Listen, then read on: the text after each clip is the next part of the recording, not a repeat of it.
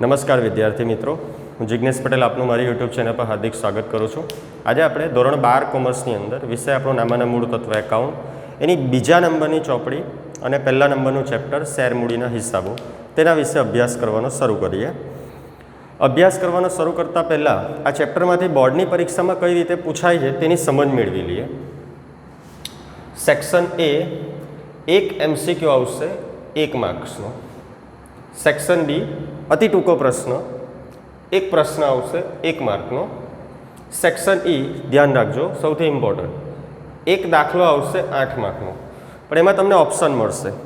આ ચેપ્ટરમાં એક દાખલાના અથવામાં બીજો દાખલો હશે, એટલે પૂછાશે તમને 2 દાખલા, પણ તમારે એમાંથી કોઈ પણ એક ગણવાનો 8 માર્કનો, ટોટલ વેટેજ આવશે 10 માર્ક। ઓકે, ચાલો ચેપ્ટરનું બેઝિક શું છે તેના વિશે અભ્યાસ કરીએ વિદ્યાર્થી મિત્રો। આપણી ભાગ 1 ચોપડી પૂરી થઈ, ભાગ 2 ચોપડી પહેલું ચેપ્ટર શેર મૂડીના હિસાબો એના વિશે જે સ્ટાર્ટિંગમાં જે પ્રસ્તાવના જે કહેવાય તે, અને શેર મૂડીના હિસાબો લખતા પહેલાં જે શબ્દોથી તમારે પરિપક્વ થવાનું છે તેના વિશે સમજ મેળવીએ।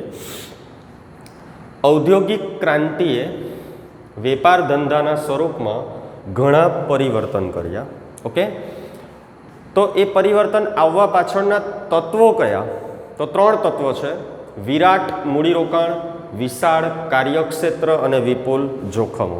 આ તત્વો વિશે સમજ મેળવીએ કે એકાંકી પેઢી અને ભાગીદારી પેઢીમાં જે નાણાંની જરૂર થાય, બરાબર છે, એ કંપની સ્વરૂપની જે જરૂર હોય મોટા પાયા પર એ પૂરી નહીં કરી શક્યું, એટલે અહીંયા કંપની સ્વરૂપમાં મૂડીરોકાણ બહુ મોટી રકમમાં હોય, 100 કરોડ, 200 કરોડ, 500 કરોડ એ રીતે। વિશાળ કાર્યક્ષેત્ર એટલે કંપની કોઈ એક કાર્ય નથી કરતી, ઘણા બધા કાર્યો કરે।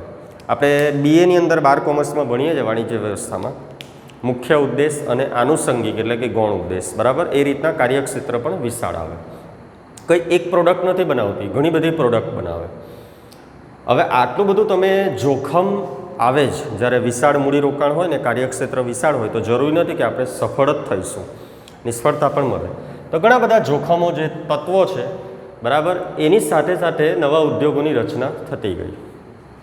એકાંકી વેપારી પ્રથા 11માના બીએમાં ધંધાકીય વ્યવસ્થાનું વર્ગીકરણ, બરાબર છે, એની અંદર પહેલું જ આવે એકાંકી વેપારી પેઢી, વ્યક્તિક માલિકીના નામથી તમે એને ઓળખી ગયા।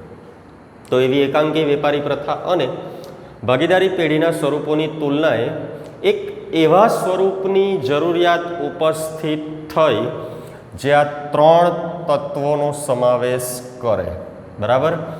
તો એવું સ્વરૂપ અસ્તિત્વમાં આવ્યું જેને આપણે કયા નામથી ઓળખીશું? તો કે કંપની, બરાબર।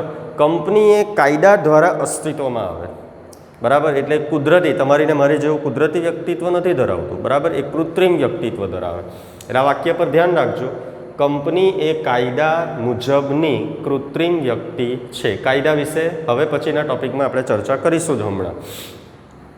કંપનીનો જે વહીવટ છે, ગુજરાતી શબ્દ છે સંચાલક મંડળ, બીએના પહેલા ચેપ્ટરમાં આવે, બરાબર, એને અંગ્રેજીમાં કહેવાય બોર્ડ ઓફ ડિરેક્ટર્સ, તે જ અહીંયા ગુજરાતીમાં લખ્યું છે, બોર્ડ ઓફ ડિરેક્ટર્સ દ્વારા કરવામાં આવે છે।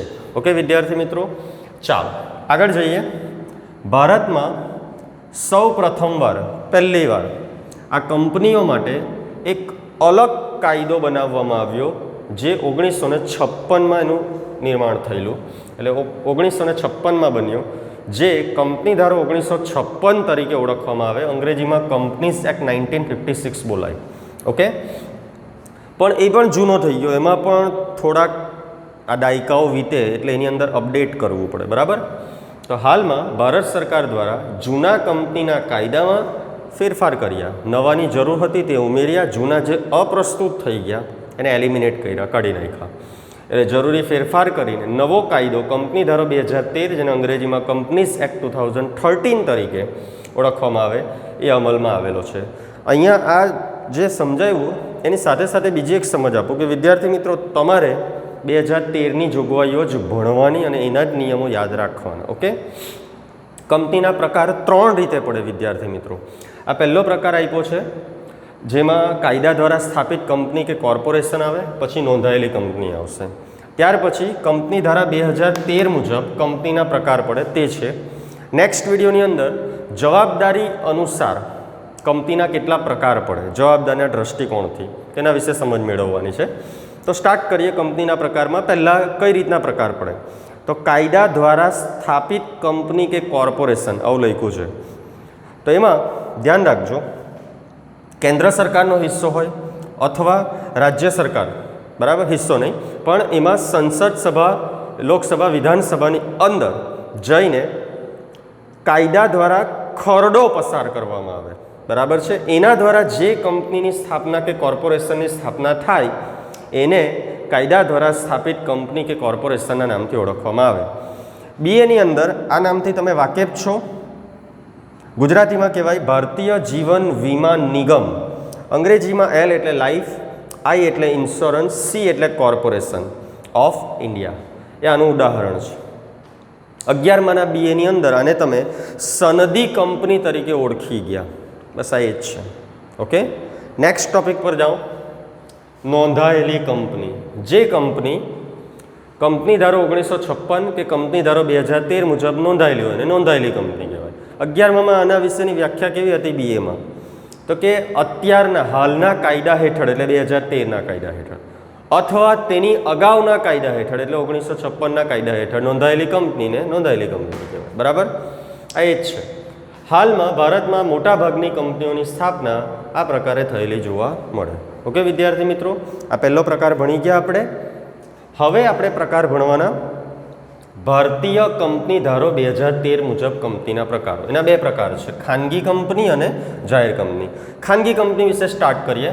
તો કે કંપની કે જે પોતાના, હવે આ બોક્સ જેવું પાડેલું છે એમાં શબ્દ છે નિયમન પત્ર, એનાથી તમે વાકેફ છો. 11માના બીએની અંદર કંપનીનું નોંધણીનું પ્રમાણપત્ર મેળવવાની વિધિમાં પહેલાં બે નામ જે આવે એમાંનું એક છે આવેદનપત્ર અને બીજું છે નિયમનપત્ર. આવેદનપત્ર એટલે શું? તો કે બાહ્ય પક્ષકારો સાથેનો સંબંધ દર્શાવતો દસ્તાવેજ, જેને શોર્ટમાં MOA અથવા M/A નામથી તમે ભણી ગયા, મેમોરેન્ડમ ઓફ એસોસિએશન, આવેદનપત્ર. ત્યાર પછી આવે નિયમનપત્ર, કંપનીનો રોજબરોજનો વહીવટ ચલાવવા માટેનો જે નિયમનો સમૂહ દર્શાવતો દસ્તાવેજ એટલે એને નિયમનપત્ર કહેવાય. એને અંગ્રેજીમાં આર્ટિકલ્સ ઓફ એસોસિએશન એટલે નિયમનપત્ર, AOA અથવા A/A નામથી તમે શીખી ગયા. બરાબર, તો એના નિયમનપત્રમાં આ પહેલી 4 જોગવાઈ, પહેલી, બીજી, ત્રીજી ને ચોથી, અહીંયા એરો પાડીને અટકાવી દીધેલું છે મેં. 5મું પણ છે પણ એ જોગવાઈમાં ન આવે. બરાબર છે, એ તો નિયમ જ છે. એટલે તો એમાં જોગવાઈ હોવી જોઈએ. તો કઈ જોગવાઈ હોઈ શકે? તો કે જે સભ્ય હોય ને એ સરળતાથી શેરની ફેરબદલી ન કરી શકે. એટલે શબ્દ રચના પર ધ્યાન રાખજો. સભ્યોના શેર ફેરબદલી કરવાના અધિકાર પર નિયંત્રણ કરીશ મૂકે. બરાબર, અમુક જ સંજોગ એવા આવે કે શેર સભ્ય વેચી શકે. બરાબર, પછી છે સભ્યોની સંખ્યા 200થી વધારે તમારે રાખવાની નથી. આ ચોથો ટોપિક પહેલાં લઈ લો. ઓછામાં ઓછા કેટલા સભ્યો જોઈએ? 2. 11માના બીએમાં આવીને કહ્યું કે ખાનગી કંપનીના સભ્ય સંખ્યા દર્શાવો. તો કે ઓછામાં ઓછા 2, વધુમાં વધુ 200. ઓકે, ત્રીજો ટોપિક લઈએ. તેના શેર કે ડિબેન્ચર ખરીદવા માટે જાહેર જનતાને આમંત્રણ ન આપે તેવી કંપનીને કઈ કંપનીના નામથી ઓળખવાની? ખાનગી કંપની. ઓકે, હવે સૌથી મહત્વના ટોપિક પર જઈએ. ખાનગી કંપનીના નામની પાછળ કયો શબ્દ લખવો જરૂરી છે? તો કે પ્રાઇવેટ લિમિટેડ શબ્દ લખાય. એક ઉદાહરણ જોઈએ. પંચવિલા કોટન પ્રાઇવેટ લિમિટેડ. આ શબ્દને લીધે ખબર પડે કે આ કઈ કંપની છે? તો કે ખાનગી કંપની. હમણાં પ્રાઇવેટ નહીં લખ્યો, એકલું લિમિટેડ લખ્યું હોય તો તે પછી જાહેર કંપની થઈ જાય. ઓકે, તો ધ્યાન રાખીએ આપણે. હવે નેક્સ્ટ ટોપિક પર જઈએ. જાહેર કંપની. જે કંપની ખાનગી કંપની નથી એવી કંપનીને કયા નામથી ઓળખવામાં આવે? તો કે જાહેર કંપનીના નામથી ઓળખવામાં આવે, તો જાહેર કંપની કહેવામાં આવે. ઓકે, હવે અહીંયા ખાનગી કંપનીમાં ઓછામાં ઓછા કેટલા સભ્યો હતા? તો કે 2. તો જાહેર કંપનીમાં ઓછામાં ઓછી સભ્ય સંખ્યા કેટલી યાદ રાખવાની? 7. ઓકે વિદ્યાર્થી મિત્રો, આગળ જઈએ. સભ્યોની સંખ્યા વધુમાં વધુ કેટલી હોવી જોઈએ? 200. જ્યારે અહીંયા વધુમાં વધુ સભ્ય સંખ્યા માટે કોઈ મર્યાદા, કોઈ નિયંત્રણ નથી. તો કેમ નથી? એની પાછળનું શું કારણ? તો કે આ જાહેર કંપની છે, જાહેર જનતાને શેર અને ડિબેન્ચર ખરીદવા આમંત્રણ આપે. આપણે પ્રસ્તાવનાનો જે પહેલો પેરેગ્રાફ છે એમાં આ પહેલા શબ્દની ઉપર ધ્યાન રાખો. તત્વમાં વિરાટ મૂડીરોકાણ 100 કરોડ, 200 કરોડ, 500 કરોડ. બરાબર, કંપની ઘણી બધી સંખ્યામાં શેર બહાર પાડે, 10 લાખ, 20 લાખ શેર સંખ્યામાં. પછી એની કિંમત હોય 10 રૂપિયા, 50 રૂપિયા, 100 રૂપિયા. ઓકે વિદ્યાર્થી મિત્રો, તો એટલા બધા શેર ખરીદવા માટે શેર હોલ્ડર એટલે કે સભ્ય ઘણા બધા જોઈએ આપણે. ઓકે, એટલા માટે સભ્ય સંખ્યા માટે કોઈ મર્યાદા મૂકી નથી. ઓકે, ચાલો નેક્સ્ટ જોઈએ. એમાં જાહેર કંપની, જે રીતના ખાનગી કંપનીમાં પ્રાઇવેટ શબ્દ મહત્વનો છે, એ રીતના જાહેર કંપનીએ પોતાના નામની પાછળ ખાલી લિમિટેડ શબ્દનો પ્રયોગ કરવાનો છે. ઓકે, તો એક ઉદાહરણ જોઈએ. ઇન્ફોસિસ ટેકનોલોજીસ લિમિટેડ લખ્યું છે, અહીંયા પ્રાઇવેટ શબ્દ નથી એટલે એટલું લિમિટેડ લખેલું છે. કઈ કંપની થઈ જાય? જાહેર. હા, પણ આ ટેકનોલોજીસને લિમિટેડની વચ્ચે પ્રાઇવેટ લખી દઉં તો પછી એ કઈ કંપનીનું ઉદાહરણ થઈ જાય? તો કે ખાનગી કંપનીનું ઉદાહરણ થઈ જાય. ઓકે, સમજીને વાંચીને લખી કાઢો નોટબુકમાં. સરસ મજાનું તમને એક જ વખતમાં ખ્યાલ આવી જાય. ઓકે, નેક્સ્ટ વિડીયોની અંદર હું તમને જવાબદારીના દ્રષ્ટિકોણથી જે કંપનીના પ્રકાર પડે છે એના વિશે સમજણ આપીશ. ઓકે, ત્યાં સુધી ઘરે રહીએ, સુરક્ષિત રહીએ અને ઓનલાઈન અભ્યાસ કરતા રહીએ. મારો વિડીયો ગમ્યો હોય તો નીચે સબસ્ક્રાઇબનું બટન છે એને પ્રેસ કરી દો, બેલ આઇકોન છે એને દબાવી દો અને નોટિફિકેશન ઓન રાખો, જેથી વિડીયો અપલોડ કરું તો તમને તરત નોટિફિકેશન દ્વારા જાણકારી મળે. ઓકે, વિડીયોને લાઇક અને શેર કરજો. ઓકે, ગુડ બાય વિદ્યાર્થી મિત્રો.